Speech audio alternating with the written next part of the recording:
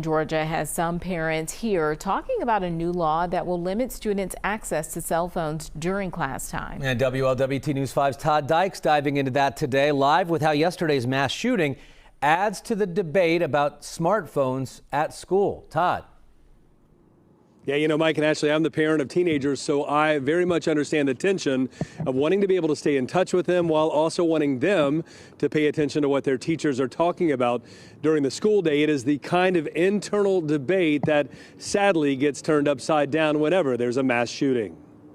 At Summit Park in Blue Ash this afternoon, Zahava Israel said Wednesday's school shooting in Georgia opened yet another chapter in the debate about students' access to cell phones during class. What happened yesterday with the Georgia shooting, I do understand that if that was my kids still in school, I would definitely have wanted them to probably call me. Now, the phone issues is something it's a gray matter because they are needed, but then they're abused as well.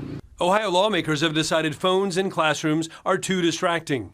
In May, Governor Mike DeWine signed a bill into law that requires every district in the state to have a cell phone policy in place by next summer. The goal is to minimize the presence of smartphones during the school day. I understand why you want to call your son, your daughter.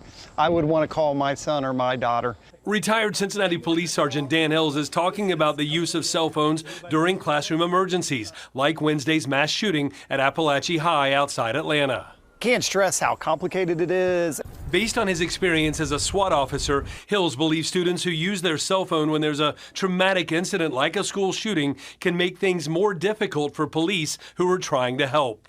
Probably there is a bigger issue with too much information rather than too little. And sometimes different folks that are might be panicked or whatever could give information that isn't accurate. If you're going to ask everything balanced, I am going to lean on the side of them not having cell phones during class hours.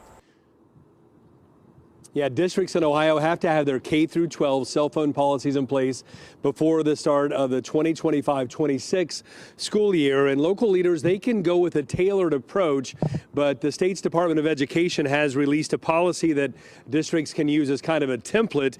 And that guiding policy includes the following line: students are prohibited from using cell phones at all times. So we'll see what districts decide to do. For now, reporting live tonight, Todd Dykes, WLWT News 5.